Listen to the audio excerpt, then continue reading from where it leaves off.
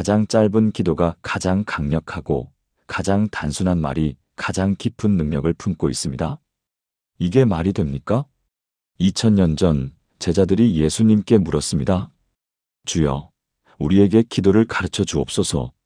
당시 유대인들은 길고 화려한 기도를 자랑했습니다. 바리새인들은 성전 한가운데 서서 30분씩 기도했습니다. 사람들에게 보이기 위해, 자신의 경건함을 드러내기 위해 긴 기도를 했습니다. 그런데 예수님은 단 60초면 끝나는 기도를 가르쳐 주셨습니다. 주기도문입니다. 여러분은 이 기도를 몇 번이나 해보셨습니까? 수백 번? 수천 번? 그런데 혹시 그냥 외우기만 한 건 아닌가요? 오늘 이 시간 주기도문의 7가지 비밀을 함께 나누고자 합니다. 이 기도를 제대로 드릴 때 여러분의 삶에 정말로 기적이 찾아옵니다. 많은 사람들이 하나님을 멀리 계신 분으로 생각합니다. 심판하시는 분, 무서운 분, 닿을 수 없는 분으로만 여깁니다. 그런데 예수님은 첫 마디부터 이렇게 가르치셨습니다. 하늘에 계신 우리 아버지요. 아버지라는 호칭입니다. 이것은 혁명적인 가르침이었습니다. 당시 유대인들은 감히 하나님을 아버지라고 부르지 못했습니다. 너무나 거룩하신 분이기에 이름조차 함부로 부르지 못했습니다. 그런데 예수님은 아버지라고 부르라고 하셨습니다. 서울에 사시는 한 자매님이 계십니다. 60대 중반이신데 평생 교회를 다녔지만 하나님이 멀게만 느껴졌다고 합니다. 그런데 어느 날 주기도문의 첫 구절을 천천히 묵상하게 되었습니다. 하늘에 계신 우리 아버지요. 그 순간 눈물이 쏟아졌습니다. 하나님이 나의 아버지라는 사실이 가슴에 와닿았습니다.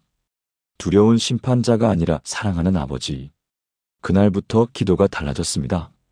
여러분, 지금 이 순간 함께 기도해 보시겠습니까? 하늘에 계신 나의 아버지, 당신이 나의 아버지이심을 고백합니다. 더 이상 멀리 계신 분이 아니라 나를 사랑하시는 아빠이심을 믿습니다. 오늘 이 관계 안에서 살게 하소서. 예수님의 이름으로 기도합니다. 아멘. 우리는 기도할 때 보통 무엇을 구합니까? 이것 주세요, 저것 주세요. 필요한 것들을 구하는 것이 전부입니다. 그런데 예수님이 가르치신 기도의 첫 번째 간구는 무엇입니까? 이름이 거룩히 여김을 받으시오며 하나님의 이름이 높임 받는 것입니다. 내 필요가 아니라 하나님의 영광이 먼저입니다. 마태복음 6장에서 예수님은 이렇게 말씀하셨습니다. 너희는 먼저 그의 나라와 그의 의를 구하라. 부산에 사시는 한 집사님의 간증입니다. 사업이 어려워서 매일 돈을 주세요. 계약을 성사시켜 주세요라고만 기도했습니다. 그런데 응답이 없었습니다. 어느 날 목사님이 주기도문을 가르쳐 주셨습니다. 먼저 하나님의 이름이 높임 받기를 구하세요. 처음엔 이해가 안 됐습니다. 당장 돈이 급한데 무슨 여유냐고 생각했습니다. 하지만 순종하기로 했습니다. 매일 아침 하나님, 오늘 제 삶을 통해 주님의 이름이 높임 받게 하소서라고 기도했습니다. 놀랍게도 2주 후부터 달라지기 시작했습니다. 마음의 평안이 왔고 거래처와의 관계가 회복되었고 예상치 못한 계약이 성사되었습니다. 여러분, 함께 고백해 보시겠습니까? 거룩하신 하나님, 오늘 제 삶을 통해 주님의 이름이 높임 받기를 원합니다. 제 필요보다 주님의 영광이 먼저임을 고백합니다. 제 입술과 삶으로 주님을 높이게 하소서. 예수님의 이름으로 기도합니다. 아멘. 나라가 임하시오며. 이것은 무슨 뜻입니까? 하나님의 나라가 이 땅에 임하는 것입니다. 하나님의 통치가 내 삶에 임하는 것입니다. 많은 사람들이 자기 뜻대로 살려고 합니다. 내 계획, 내 방법, 내 생각대로 살려고 합니다. 그러다 무너지고 실패합니다. 누가복음 17장 21절에서 예수님은 말씀하셨습니다. 하나님의 나라는 너희 안에 있느니라. 하나님의 나라는 먼 훗날이 아니라 지금 여기입니다. 인천에 사시는 50대 권사님의 이야기입니다.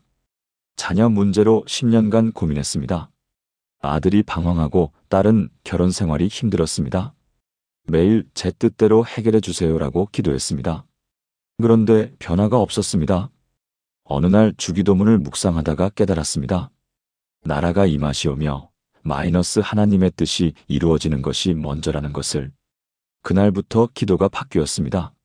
하나님, 제 뜻이 아니라 주님의 뜻이 이루어지게 하소서. 6개월 후 아들이 달라지기 시작했습니다.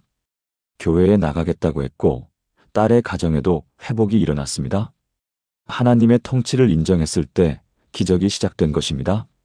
함께 기도하시겠습니까? 전능하신 하나님, 제 삶에 주님의 나라가 임하기를 원합니다. 제 뜻이 아니라 주님의 뜻이 이루어지게 하소서. 오늘 주님이 제 삶의 왕이심을 고백합니다. 예수님의 이름으로 기도합니다. 아멘. 뜻이 하늘에서 이루어진 것 같이 땅에서도 이루어지이다. 하늘에서는 하나님의 뜻이 완벽하게 이루어집니다. 천사들이 즉시 순종하고 모든 피조물이 하나님께 영광을 돌립니다. 그런데 이 땅은 어떻습니까? 우리는 하나님의 뜻을 알면서도 순종하지 않습니다. 알고도 외면하고 깨닫고도 미루고 들어도 행하지 않습니다. 요한복음 14장 21절에서 예수님은 말씀하셨습니다. 나의 계명을 지키는 자라야 나를 사랑하는 자니. 순종이 사랑의 증거입니다. 대전에 사시는 40대 자매님이 계십니다. 남편과의 관계가 최악이었습니다. 매일 싸우고 이혼을 생각했습니다. 기도할 때마다 남편을 변화시켜 주세요라고만 했습니다.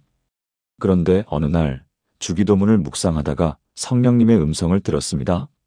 내가 먼저 내 뜻에 순종하라. 성경을 펴니 에베소서 5장이 보였습니다. 아내들이여 자기 남편에게 복종하기를 주께 하듯 하라. 마음이 아팠지만 순종하기로 했습니다. 비난 대신 칭찬을, 불평 대신 감사를, 요구 대신 이해를 선택했습니다. 놀랍게도 한 달 만에 남편이 달라졌습니다. 순종이 기적을 가져온 것입니다. 함께 고백하시겠습니까? 사랑의 하나님, 하늘에서 이루어지는 것처럼 이 땅에서도 주님의 뜻이 이루어지게 하소서. 순종하지 못했던 제 모습을 회개합니다. 오늘부터 주님의 말씀에 즉시 순종하겠습니다. 예수님의 이름으로 기도합니다. 아멘. 오늘 우리에게 일용할 양식을 주시옵고, 여기서 핵심 단어는 오늘입니다. 내일이 아니라 오늘입니다. 우리는 미래를 걱정하며 삽니다. 내일, 다음 달, 내년을 염려합니다.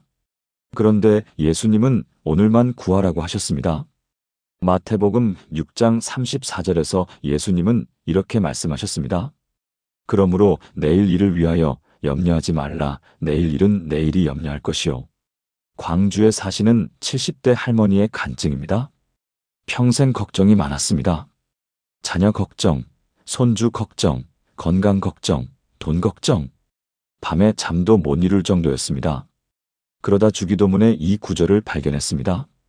오늘 우리에게 일용할 양식을. 과거도 미래도 아닌 오늘만 구하는 것입니다. 그날부터 매일 아침 이렇게 기도했습니다. 하나님, 오늘 하루만 책임져 주세요. 놀랍게도 마음에 평안이 왔습니다. 하루하루 하나님이 책임지신다는 확신이 생겼습니다. 함께 기도하시겠습니까? 신실하신 하나님, 오늘 하루 필요한 모든 것을 주시는 분이심을 믿습니다.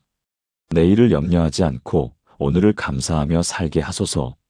주님께 온전히 의존하는 삶을 살게 하소서. 예수님의 이름으로 기도합니다. 아멘. 우리가 우리에게 죄 지은 자를 사하여 준 것 같이 우리 죄를 사하여 주시옵고, 이것은 조건부 기도입니다. 우리가 남을 용서한 것 같이 하나님이 우리를 용서하신다는 것입니다.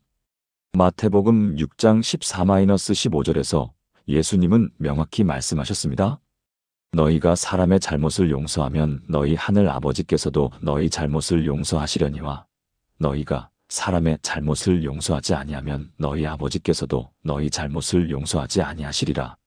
수원에 사시는 50대 집사님의 이야기입니다. 20년 전 사업 파트너에게 배신당했습니다. 큰 돈을 잃고 가정이 무너질 뻔했습니다. 그 원망과 분노를 20년간 품고 살았습니다. 기도해도 평안이 없었습니다. 어느 날 주기도문을 드리다가 이 구절에서 멈췄습니다. 우리가 우리에게 죄 지은 자를 사하여 준 것 같이. 성령님이 속삭이셨습니다. 내가 용서하지 않았구나. 그날 밤 무릎 꿇고 기도했습니다. 하나님, 제가 용서하겠습니다. 쉽지 않았지만 매일 그 사람을 위해 축복 기도를 했습니다. 3개월 후 마음의 자유가 왔습니다. 20년 묶였던 쇠사슬이 끊어진 것입니다. 함께 기도하시겠습니까? 자비로우신 하나님, 저를 용서하신 것처럼 저도 다른 사람을 용서하게 하소서. 마음에 쌓인 원망과 분노를 내려놓게 하시고 용서의 자유를 경험하게 하소서. 예수님의 이름으로 기도합니다. 아멘. 우리를 시험에 들게 하지 마시옵고 다만 악에서 구하시옵소서. 마지막 간구는 보호입니다. 우리는 연약합니다. 스스로를 지킬 수 없습니다. 시험과 유혹 앞에서 너무나 약합니다. 시편 121편 7-8절은 이렇게 선포합니다.